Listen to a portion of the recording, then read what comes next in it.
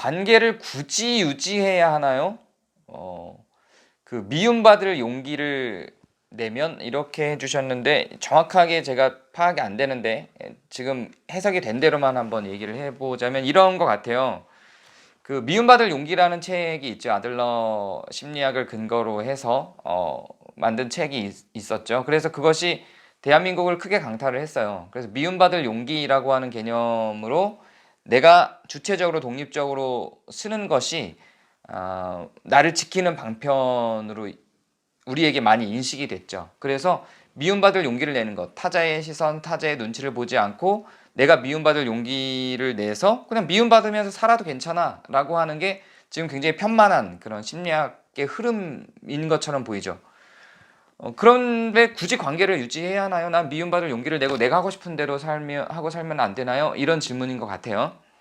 왜냐하면 감정학교가 특별히 다른 사람들과의 교류를 전제로 이 감정학교가 진행되다 보니까 자연스럽게 그 아들러 심리학에서 나온 미움받을 용기라는 개념과 충돌을 일으키는 것 같은 느낌이 들 수 있다는 생각이 들어요. 이 질문을 보니까.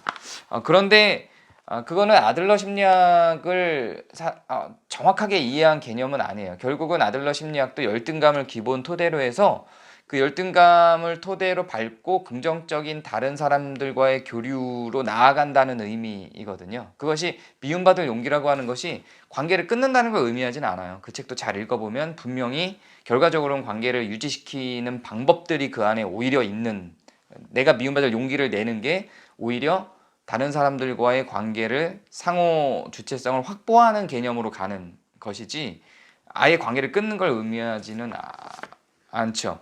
그래서 관계를 유지를 안 하면 내 관계를 다 끊어버리면 미움받을 용기를 내서 전부 다 밀어내고 모든 사람들을 밀어내고 나 혼자 살게 되면 우울로 들어가요. 좌절을 할 수밖에 없어요.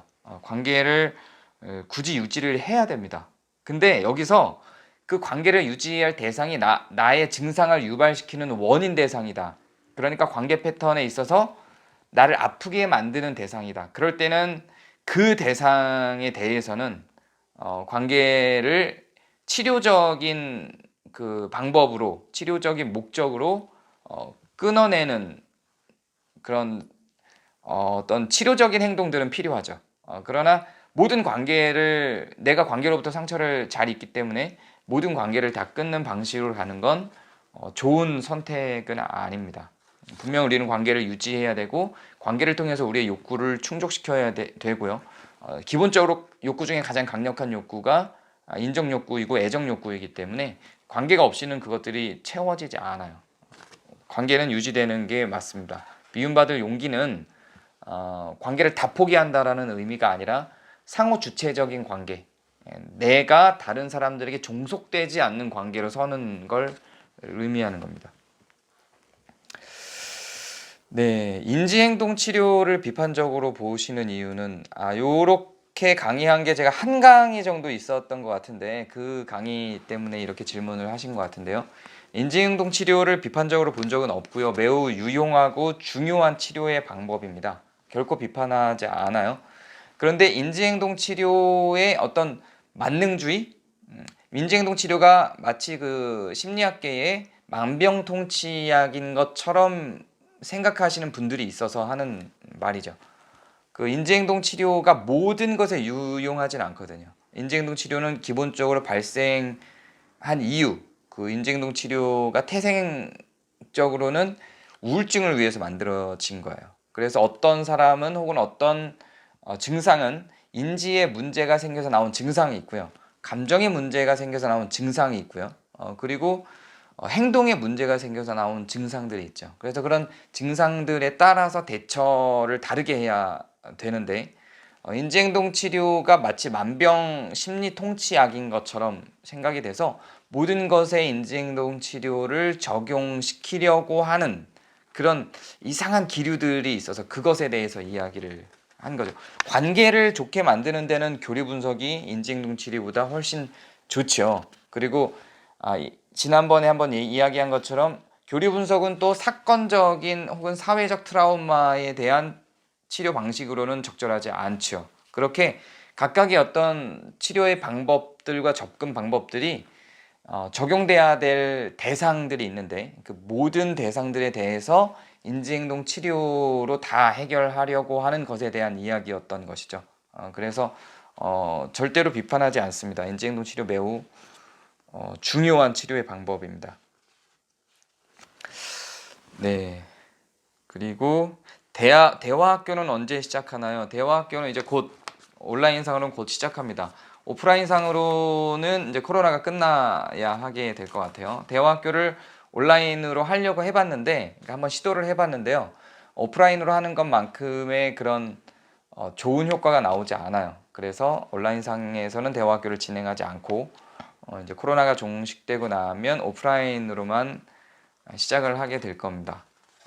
그리고 저희는 이제 공동체 심리연구소는 인천에 있기 때문에 아마도 인천 대상으로만 진행이 될 것 같아요. 뭐 먼 거리를 너무 장거리로 올 수는 없으니까요. 내 감정을 알고 싶으면 어떻게 해야 하나요? 한 번의 상담이 가능한지.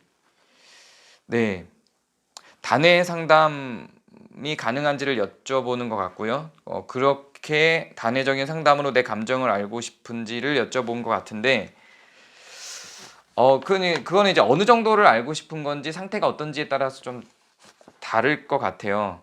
단지 어떤 그 저희 연구소에도 임상심리사가 있고 심리 검사들을 진행을 합니다. 종합 심리 검사도 다 진행을 하고 교리 분석을 통한 관계 검사도 진행을 해요. 진행을 하는데 그런 그냥 뭐 특별한 증상이 없이 단지 내 감정에 대해서 알고 싶은 거라면 내 감정이 어떤 건지 무엇 때문에 발생했는지를 알고 싶은 정도라면 그냥 그런 종합심리 검사들을 통해서 접근해서 알던가 아니면 교리 분석 테스트들을 통해서 알던가 하는 방식을 취합니다. 혹은 30분 정도의 그런 어떤 면접 상담을 통해서 그냥 간단한 상담으로도 진행할 수는 있어요. 그런데 그 감정이 아주 오랫동안 깊은 그 과거의 문제들로 인해서 발생한 것들이라면 그렇게 단회적인 상담으로 어려울 수도 있어요. 그런 거는 면접 상담을 진행해 봐야 답이 나올 것 같아요. 사람마다 좀 다를 것 같아서 답변 드리기가 어려울 것 같습니다.